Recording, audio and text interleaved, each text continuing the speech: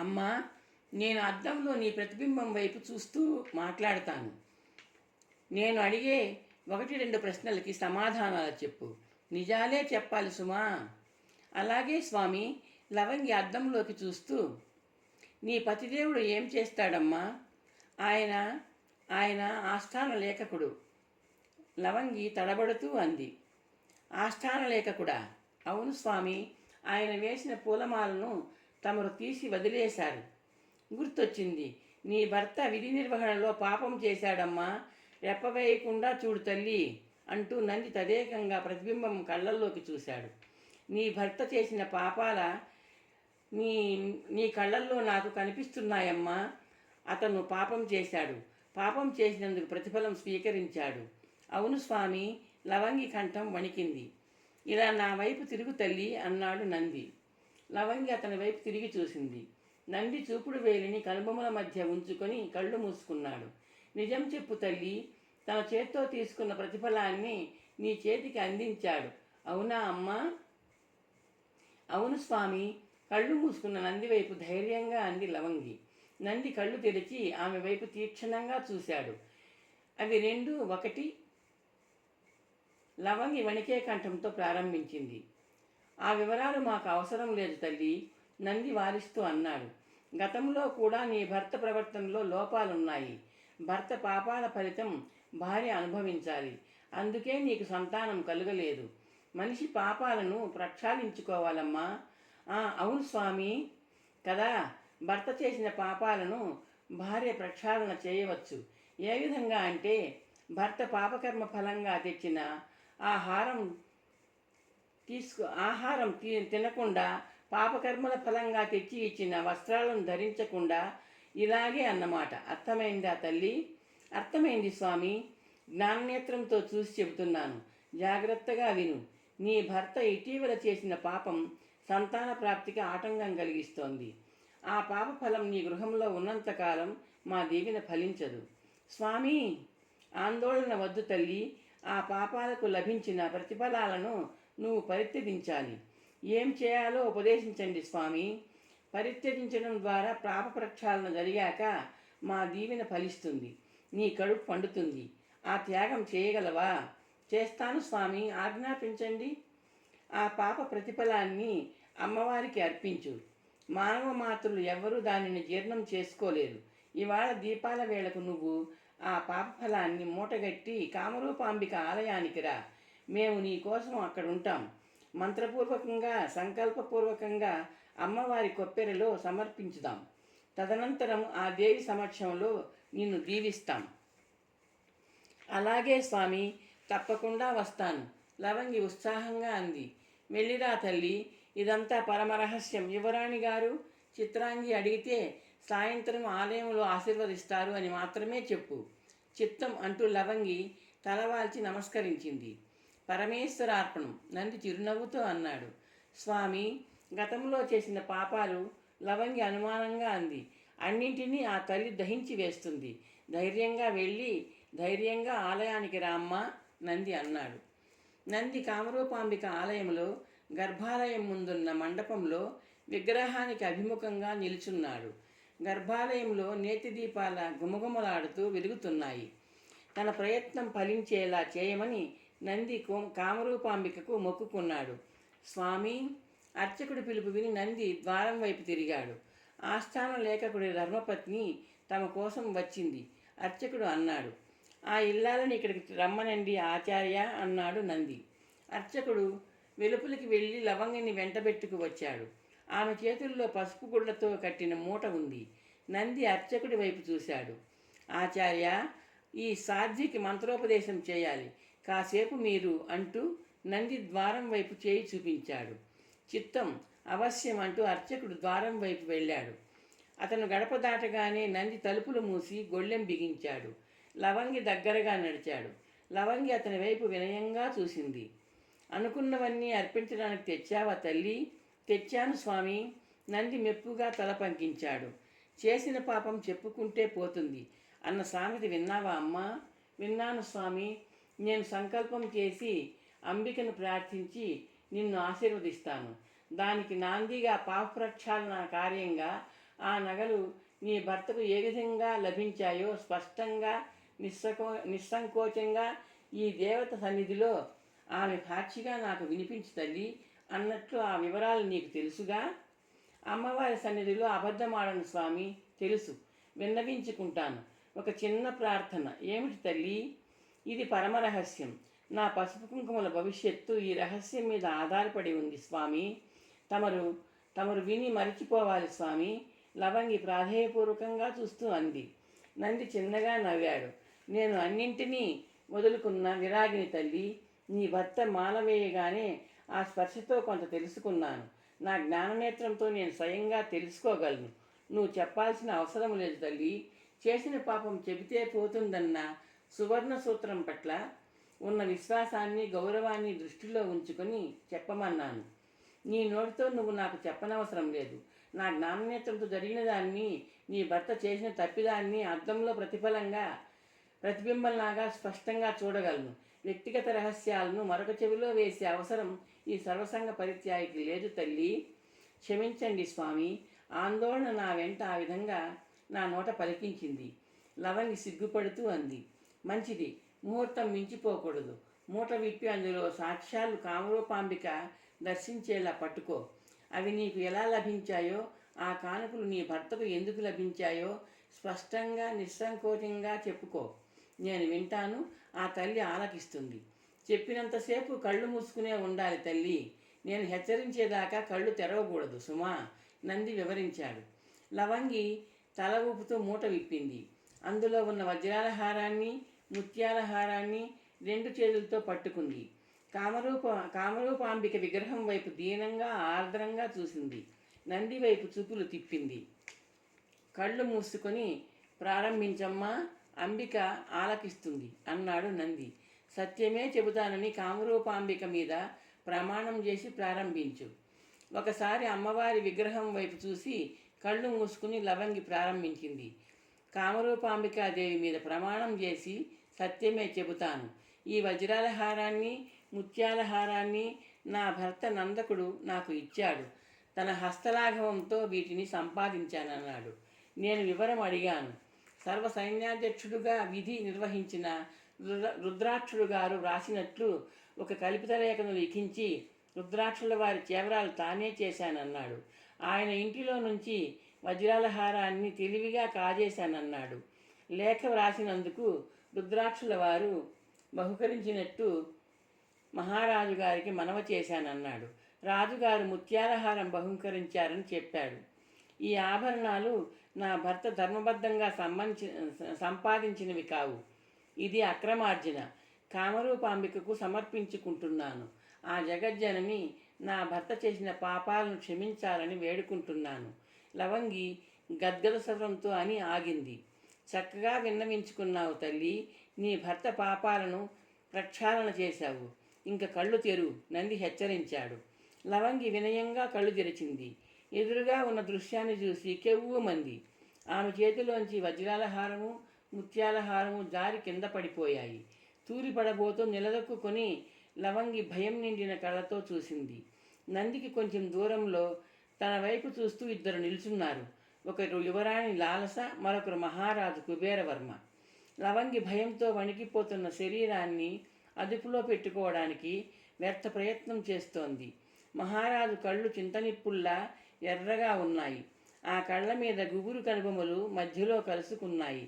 ఆగ్రహం స్పందన రూపంలో ఆయన దవడల మీద ప్రత్యక్షమవుతోంది. తీక్షణమైన ఆయన చూపులను తట్టుకోలేకపోతున్న లవంగి తలను వాల్చింది. కుబేరవర్మ నిట్టూర్పు రూపంలో తన ఆగ్రహాన్ని వెళ్ళగక్కుతూ నంది వైపు తిరిగాడు. ఆయన ఎర్రటి కళ్ళల్లో ఇప్పుడు భయభక్తులు తాండవిస్తున్నాయి. స్వామి, మీరు త్రికాలగ్నులు. ఆ భగవంతుడే మిమ్మల్ని ఇక్కడికి పంపించాడు అన్నాడు కుబేరవర్మ. నంది చిరునవ్వు నవ్వాడు. సాధ్వి లవంగి అమ్మవారి సన్నిధిలో సత్యం పలికింది. ఆమె పలికిన సత్యాన్ని స్వీకరించండి స్వామి. ఈ సందేహాన్ని కూడా తీర్చండి. లవంగి భర్త నందకుడు ఎందుకు ఆ దుష్కార్యం చేశాడు? మీ సందేహాన్ని తీర్చవలసిన వాడు నందకుడే. మహారాజా, రేపు ఉదయం కొలువు కూటంలో సభాసదుల సమక్షంలో అతని ఇల్లాలి ముందు నందకుని ప్రశ్నించండి. ఎందుకు చేశాడో, ఎవరి కోసం చేశాడో బహిరంగంగా వెల్లడి చేయించండి. ఎవరి కోసమో అంటున్నారు అంటే ఆ కుబేరవర్మ నిరపరాధుల్ని శిక్షించాడా? కుబేరవర్మ అన్నాడు. సింహాసనం మీద ఆసీనులు కండి, ధర్మదండం పట్టుకోండి, ప్రథమ అపరాధి అయిన నందకుడిని ప్రశ్నించండి, మీ సందేహాలు నివృత్తి అవుతాయి, నంది అన్నాడు. భద్రక, కుబేరవర్మ కంఠం గర్భాలయంలో మారుమ్రోగింది. సహాయసేనాని భద్రకుడు తలుపు తెరుచుకుని వచ్చాడు. ప్రభూ, నందకుడి భార్య లవంగిని అంతఃపురంలోని కక్షలో బంధించి ఉంచాలి. ఆజ్ఞ. కుబేరవర్మ సభాంగణం క్రిక్కిరిసి ఉంది. రాజోద్యోగులందరూ తమ తమ స్థానాలలో కూర్చున్నారు. సింహాసనం ఉన్న వేదిక కింద ప్రత్యేకంగా వేసిన ఆసనం మీద నంది కూర్చున్నాడు. మహారాణి మహిమాదేవి, యువరాణి లాలస, మహారాజు కుబేరవర్మకు కొంచెం దూరంలో కూర్చున్నారు. వాళ్ళిద్దరి ఉనికి సభ ప్రత్యేకతను తెలియజేస్తోంది. కుబేరవర్మ సభను కలయజూసి ప్రారంభించాడు. మన నగరానికి వేంచేసిన సాధు పొంగవులు శ్రీ శ్రీ శ్రీ నిత్య నిర్మలానందుల వారు తమ జ్ఞాననేత్రంతో దర్శించి మన మధ్య జరిగిన ఒకానొక దారుణ సత్యాన్ని వెల్లడి చేశారు. ఆ సత్యం సభలో ఆవిష్కరించబడుతుంది. రాజోద్యోగులు ముఖాల మీద ఒక రకమైన ఆశ్చర్యం ప్రత్యక్షమైంది. అందరూ ఉత్కంఠతతో తమ ప్రభువు వైపు చూస్తూ ఉండిపోయారు. భద్రక, మహారాజు కంఠం కంగుమంది. ప్రభు, సహాయ సేనాని ముందుకు వచ్చి వినయంగా తలవాల్చి నిల్చున్నాడు. ఆ ఆదర్శ మహిళను ప్రవేశపెట్టు. ఆజ్ఞ అంటూ భద్రకుడు పక్కకు తిరిగి తెరవైపు చూస్తూ చెయ్యెత్తి సైగ చేశాడు. తెరచాటు నుండి లవంగి నెమ్మదిగా అడుగులు వేస్తూ సభలో ప్రవేశించింది. ఆమె తల కిందికి వాలి ఉంది. ప్రభు, ఈమె మన ఆస్థాన లేఖకుడి పత్ని లవంగి, మహామంత్రి ఆశ్చర్యంగా అన్నాడు. అవును సాగరామాత్య, ఆ ఇల్లాలి ద్వారా ఒక సత్యం మా దృష్టికి వచ్చింది. పాక్షికంగా కొంత మాత్రమే వెల్లడైన ఆ సత్యాన్ని పరిపూర్ణంగా ఆవిష్కరించే లక్ష్యంతో ఈ ప్రత్యేక సమావేశం నిర్వహిస్తున్నాం అంటూ కుబేరవర్మ లవంగి వైపు చూశాడు. అమ్మ లవంగి, ఆలయంలో అమ్మవారి ముందు నివేదించిన విషయం సభకు వినిపించు. లవంగి నిస్సహాయంగా మహారాజు వైపు చూసి చూపుల్ని తన భర్త వైపు మళ్లించింది. నందకుడు ఆశ్చర్యంగా చూస్తున్నాడు. అతనికి అంతా అగమ్యగోచరంగా ఉంది. లవంగి నిన్న సాయంత్రం నుండి ఇంట్లో లేదు. ఎక్కడికి వెళ్ళింది? ఇక్కడికి ఎందుకు వచ్చింది? లవంగి ఆదర్శ మహిళ. భయం లేదు లవంగి, నిర్భయంగా చెప్పు, మహారాజు హెచ్చరించాడు. అందరూ ఏకాగ్రతతో ఆలకించండి. లవంగి తలవాల్చుకుని ప్రారంభించింది. ఆలయంలో చెప్పిందంతా అక్షరం పొల్లుపోకుండా చెప్పింది. ఆశ్చర్యం నిశ్శబ్ద రూపంలో సభను ఆవరించింది. క్షణంలో ఎన్నో కంఠాల ద్వారా వివిధ ధ్వనులతో ఆ ఆశ్చర్యం బహిర్గతమైంది. మహారాజు చేతిని పైకెత్తాడు. ఆయన చూపులు నందకుడి వైపు తిరిగాయి. నందకుడు భయాందోళనలతో చూస్తున్నాడు తన భార్య వైపు. నందకుణ్ణి మా సమ్ముఖానికి ఈడ్చుకురండి. కుబేరవర్మ కంఠస్వరం సభలో సుళ్ళు తిరిగింది. మహామంత్రి, సర్వ సైన్యాధ్యక్షుడు, సమరసేనుడు ఆశ్చర్యంగా చూస్తున్నారు. ఇద్దరు భటులు నందకుణ్ణి రెక్కలు పట్టుకుని మహారాజు ముందుకు ఈడ్చుకు వచ్చారు. అతన్ని కొంచెం ముందుకు తోసి ఇరువైపులా నిలుచున్నారు. నందక, విన్నావుగా నీ ధర్మపత్ని ప్రకటన. నీ భార్య వైపు కాదు, మా వైపు చూడు, కుబేరవర్మ గద్దించాడు. ప్రభు, నేను ఏం చెప్పాలో అర్థం కాని స్థితిలో తత్తరపాటుతో గొణిగాడు నందకుడు. నువ్వు దారుణ నేరం చేశావు. రుద్రాక్షుడికి శిక్ష విధించిన నాడు మా ముందు నువ్వు చెప్పినవన్నీ తప్పులని, ఆడినవన్నీ అసత్యాలని తేలిపోయింది. ఎందుకు అంత ఘోరానికి ఒడిగట్టావు? రుద్రాక్షుడి మీద నీకు ఎందుకు అంత కసి? అతను నీకేం ద్రోహం చేశాడు? నిజం చెప్పు. ఒక్క అక్షరం అబద్ధం చెబితే నీ నాలుక ఖండించబడుతుంది. కుబేరవర్మ హూంకరించాడు. నంది రెప్పవేయకుండా నందకుడి వైపే చూస్తున్నాడు. ఈ ఆస్థాన లేఖకుడు ముగ్గురి తలరాతను తిరగరాశాడు. నందక, కుబేరవర్మ గద్దించాడు. రుద్రాక్షుడు రాసినట్టు కల్పిత రేఖ రాసింది నిజమేగా? నిజమే ప్రభు. నందకుడు నత్తిగా అన్నాడు. ఎందుకు రాశావు? అతని మీద పగ ఎందుకు? నందకుడు తల ఎత్తి దీనంగా నిస్సహాయంగా చూస్తూ ఎండిపోతున్న పెదవుల్ని నాలుకతో తడుపుకున్నాడు. ప్రభువులు చిత్తగించాలి, లవంగి వినయంగా అంది. ఏమిటి? కుబేరవర్మ ప్రశ్నించాడు. నా ప్రశ్నలకు సమాధానంగా నా భర్త ఒక మాట చెప్పాడు. నేను చేస్తోంది రాజోద్యోగం. పైవాళ్ళు చెప్పేవన్నీ తప్పులైనా ఒప్పులైనా చేయాలి, తప్పదు అన్నాడు. ఎవరు వ్రాయించారో చెప్పమని అడిగాను ప్రభు. అది అతి రహస్యం, ప్రాణాంతకమైన రహస్యం, చెప్పలేను అన్నాడు. ఈ నందకుడి లేఖ వెనుక మరెవరి హస్తమో ఉందన్నమాట. కుబేరవర్మ గంభీరంగా అన్నాడు. నందగా, చివరిసారిగా అడుగుతున్నాను, నీ చేత ఆ లేఖ రాయించిన ఆ పైవాడు ఎవడు? చెప్పకపోతే లేఖలు రాసే నీ కుడిచెయ్యి తెగిపోతుంది. నందకుడు వణికిపోతూ చూశాడు. నెత్తురు చుక్కలేని ముఖాన్ని కొద్దిగా పైకెత్తి మహారాజు వైపు దీనంగా చూశాడు. నా చేత ఆ లేఖ వ్రాయించింది ఎవరు? సమరసేనుడా? కుబేరవర్మ గద్దించాడు. నందకుడి తల అడ్డంగా ఊగింది. చెమటతో తడిసిపోతున్న ముఖాన్ని చేత్తో తుడుచుకున్నాడు. కాదా? కుబేరవర్మ ఆశ్చర్యంగా అన్నాడు. రుద్రాక్షుడు బలి అయిపోయాక సర్వసైన్యాధ్యక్ష పదవి లభించింది సమరసేనునికే. అందరి కళ్ళు సమరసేనుని చూస్తున్నాయి. సమరసేనుడు ఆసనం మీద నుండి లేచి నిలుచున్నాడు. నందకుడు చిన్నగా దగ్గి పూడుకుపోయిన కంఠం సవరించుకున్నాడు. ఆ లేఖ వ్రాయించింది మహామంత్రి గారు ప్రభు. ఒక్కసారిగా సభను నిశ్శబ్దం ఆవరించింది. సాగరామాత్యుడా? మహారాజు నిర్ఘాంతపోతూ అన్నాడు. చిత్తం. సాగరామాత్యుడు కొద్దిగా లేచి మళ్ళీ బలహీనంగా ఆసనం మీద కూలబడ్డాడు. అతని చేతులు వశం తప్పి వణుకుతున్నాయి. నంది ఓరగా చూస్తూ మహామంత్రిని గమనిస్తున్నాడు. నందకుడి అభియోగాన్ని ఆయన ఎందుకు ఖండించడం లేదు? నందక, నమ్మశక్యంగా లేదు. అసత్యమని తేలితే నీకు మరణశిక్షే. కుబేరవర్మ హూంకరించాడు. ప్రభు, నేను మనవి చేస్తాను. మహామంత్రి పైకి లేస్తూ వణికే కంఠంతో అన్నాడు. మహారాజు తల తిప్పి అతని వైపు అర్థం కానట్టు చూశాడు.